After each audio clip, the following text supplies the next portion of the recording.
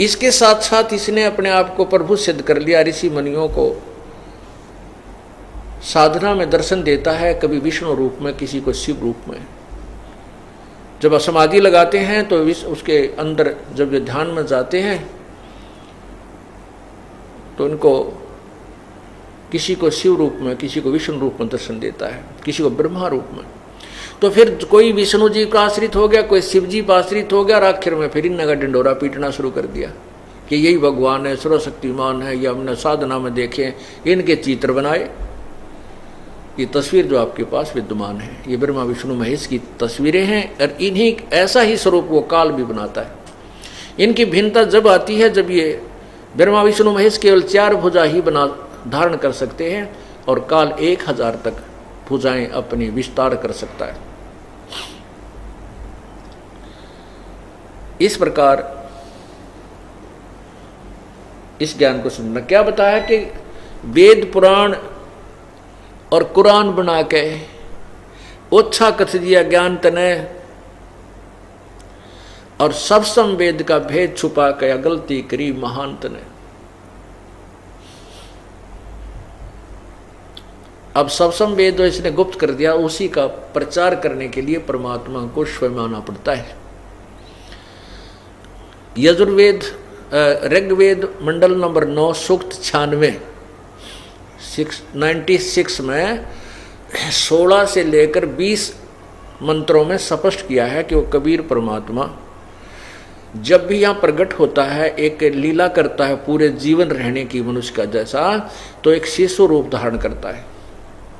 और शिशु रूप धारण कर किया हुआ परमात्मा जब बड़ा होता है तो अपने तत्व ज्ञान को स्वयं ही लोकोक्तियों के माध्यम से, कबीर वाणी के माध्यम से उच्चारण करता है, जिस कारण से उसको एक महान कवि की उपाधि प्राप्त होती है। उसको कवि कहने लग जाते हैं, वो होता भगवान है। और वो तीसरे मुक्ति धाम में रहता है, अर्थात परमात्मा एक देशीय है और एक स्थान पर रहता है, साकार है।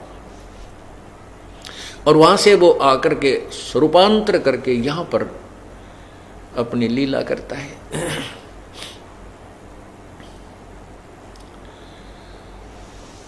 अब तीसरा धाम कौन सा है? एक धाम ये काल का लोक 21 ब्रह्मांड, और दूसरा स्थान धाम परब्रह्म के साथ संग ब्रह्मांड, और तीसरा धाम सत्यलोक है, जहां पर यह परमात्मा कबीर परमेश्वर अपने यथार्थ रूप में विद्यमान है। फिर इसके ऊपर परमात्मा, यही परमात्मा कबीर देव ही अन्य 3 रूप और धारण करता है, और उन्हीं नाना रूपों में स्वयं ही विद्यमान है। अगमलोक, फिर अलखलोक, नेक्स्ट अलखलोक, फिर अगमलोक, और फिर अकैलोक अर्थात अनामी लोक, वहां पर भी प्रभु 3 रूपों में अलग से विद्यमान है। तो फिर वो चौथा लोक कहाँ है? इसी मंडल के 9 के ऋग्वेद मंडल नंबर 9 सूक्त 96 के मंत्र 20 में स्पष्ट किया है कि वो परमात्मा ऊपर एक सफेद गुम्बज के अंदर विराजमान है, और वो चौथे मुक्ति धाम में रहता है। सतलोक से आगे चौथा जो मुक्ति धाम है वो फिर अलखलोक, अगमलोक, और चौथा अकैलोक। तो वहां भी वही रहता है, जहां से सब सृष्टि का उत्थान हुआ है, जहां से उत्पत्ति हुई है, उसी परमात्मा ने की है। वेदों और कतेबों को पढ़कर ऋषियों और इन काजियों ने, मुल्लाओं ने जो निष्कर्ष निकाला, वो बताया कि भगवान निराकार है, क्योंकि ये इनको समझ नहीं सके। जैसे पवित्र बाइबल में लिखा है कि परमात्मा ने, पूर्ण ब्रह्म ने 6 दिन में सृष्टि रची, 7वें दिन वो ऊपर तख्त पर जा बैठा। तो जा बैठना तो साकार ही होगा, निराकार तो हो ही नहीं सकता। निराकार का तो कोई आकार ही नहीं होता, वो तो सर्वव्यापक है, तो फिर उसको सब जगह ही कहिए, एक स्थान पर नहीं रह सकता। तो वो साकार वास्तव में साकार है, मनुष्य सदृश्य है। पवित्र बाइबल में यह भी स्पष्ट किया है कि प्रभु ने मनुष्य को अपने ही स्वरूप अनुसार बनाया है। इससे सिद्ध हुआ कि परमात्मा साकार है, मनुष्य सदृश है। और उसी का प्रमाण हजरत मोहम्मद जी को कुरान शरीफ में बताया गया कि वो परमात्मा जिसने 6 दिन में सृष्टि रची 7वें दिन तक पर जा बैठा। तो यहाँ क्या बताते हैं कि ऋषि मुनि वेद कतेबों को पढ़कर तो निराकार बता रहे हैं, और साकार कहें पुराण तने, पुराणों में साकार प्रभु की महिमा गाई गई है, विष्णु जी की, शिव जी की, ये भगवान है, ये सर्वशक्तिमान है, ये ऐसे कर देते हैं, वैसे कर देते हैं।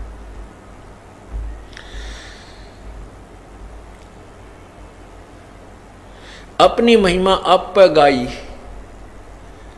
और जीव के भगवान तने। क्या कहते हैं कबीर परमात्मा? ओंकार निश्चय भया इसको करता मत जान, साचा शब्द कबीर का पर्दे माही पहचान। ये ओंकार, ये ज्योति निरंजन तो अवश्य है, लेकिन ये इसको भगवान मत जानो, इसको कर्ता मत जानो, ये सुप्रीम पावर मत समझो, ये ब्रह्म पूर्ण परमात्मा नहीं है।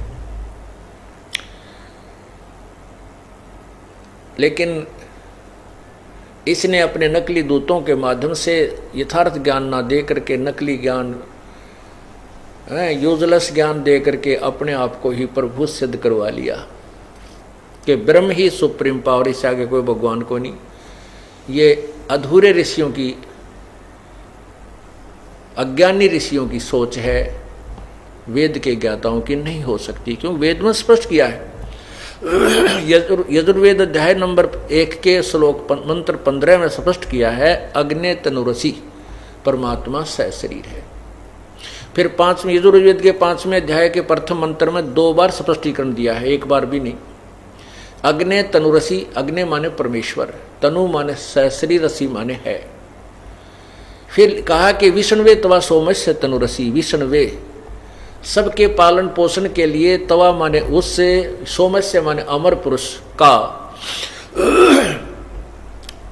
शरीर है, तनु असी, उसका एक और शरीर धारण करता, जैसे यहां आता है वो अन्य रूप धारण करके एक हल्के तेज पुंज का शरीर धारण करके यहां पर आता है। तो वो वे अपने पवित्र वेद भी कह रहे हैं, लेकिन वेदों को ना समझ कर, ना समझ करके इन ऋषियों ने परमात्मा को निराकार बता दिया। अब इन्होंने साधनाएं की, समाधि लगाई, समाधि में ब्रह्मा विष्णु महेश के रूप में प्रभु को देखा। तो इन्होंने सोचा ये ब्रह्मा विष्णु महेश तो साकार प्रभु हैं ही हैं, और यही फिर निराकार भी यही होगा। यानी ऐसा उलट पुलट, उलझ पुलझ और भ्रमित ज्ञान श्रद्धालुओं में प्रवेश कर दिया। अब उसको सेट करने में इस दास का बहुत जोर लग रहा है, क्योंकि ये पुण्यात्मा उस अज्ञान के ऊपर इतने दृढ़ हो चुके हैं, क्योंकि हजारों लाखों वर्षों से वही दंत कथा रटा रटाया ज्ञान सुनते आ रहे। अब इस तत्व ज्ञान को सुनते ही एक बार तो ऐसा लगता है जैसे कुनीन खाली हो, कुनीन की गोली खाली हो, जीभ परखते कड़वी लग गए। पुण्यात्माओं, ये जन्म मरण का दीर्घ रोग है, और इसको नष्ट करने के लिए, स्वस्थ होने के लिए या कड़वी दवाई खानी पड़ेगी या कुनीन खानी पड़ेगी। ये तत्व ज्ञान रूपी कुनीन का अपने फाका लगाना ही पड़ेगा, ये सुनना ही पड़ेगा, और इसी से आपका ये दीर्घ रोग कटेगा। क्या बताते हैं? ऋषि मुनि सब करे तपस्या, हे भगवान हमें मोक्ष दिए, तप करवा के राज दे दिया, फिर 184 में ठोक दिए। देख कितना न्याय करता है ये। अब भोड़ी आत्मा श्रद्धालु गिड़गिड़ाते हैं, इतनी कठिन साधना करते हैं, जिनकी पलक भी जमीन पर टिक गई, इतने लंबे समय तक तप किया है, और शरीर भी जीर्ण शीर्ण हो गया, खाने की परवाह की नहीं, कोई सेब बनाने की परवाह की नहीं। इतनी कठिन साधनाएं की, किस लिए? कि हमें मोक्ष मिले, हम जन्म मृत्यु के संकट से समाप्त हों, हमारे जन्म मृत्यु का रोग नष्ट हो। और उन बेचारों ने दंत कथाओं के आधार से, सुनी हुई अज्ञान के आधार से तपस्याएं शुरू की। स्वयं ही इस काल ने ऐसा भ्रमित ज्ञान दिया कि तप करो तप करो। ब्रह्मा जी तप कर डरते कि भगवान की आकाशवाणी समझी कि परमात्मा का आदेश है, लेकिन था यू काल का आदेश। तो यहां कहते हैं ऋषि मुनि सब करे तपस्या, हे भगवान हमें मोक्ष दिए, तप करवा के राज दे दिया, फिर लख 84 में ठोक दिए। तप से राज राज मदमानम, जन्म तीसरे शुक्र समानम, राजेश्वरी तपेश्वरी सो राजेश्वरी, राजेश्वरी सो नरकेश्वरी। ये पुराणों का व्याख्यान है, साथ में परमात्मा की वाणी है कि तप से राज राज मदमानम, फिर जन्म तीसरे शुक्र शवानम। अब तप करके, जैसे चुनक ऋषि की कहानी आपने सुनी, बहुत वर्षों तक तप किया परमात्मा पाने के लिए, लेकिन मोक्ष वो परमात्मा पाने का तरीका नहीं था। आम के स्थान पर बबूल किक्कर का बीज बो लिया और वो इतना जबरदस्त हो गया कि फिर वो उसमें कांटे कांटे हो गए। अब तपस्या से और ओम नाम के जाप से, क्योंकि जब इंसान समाधि लगाता है ओम नाम का जाप नहीं कर सकता, वो समाधिस्थ होकर के तो केवल अंदर के नज़ारे देखता है, इस ब्रह्मांड में क्या हो रहा है, कहीं कुछ हो रहा है, कहीं कुछ हो रहा है, कहीं कुछ हो रहा है, जैसे टीवी देखते हैं। और फिर उससे तप हो जाता है। तप का नियम है कि अगले जन्म में उसको राज्य देता है, तप से राज्य मिलता है, और उस राज्य में नरी बकवाद करता है ये राजा, ओए होए सारी कुबद कुमावे है।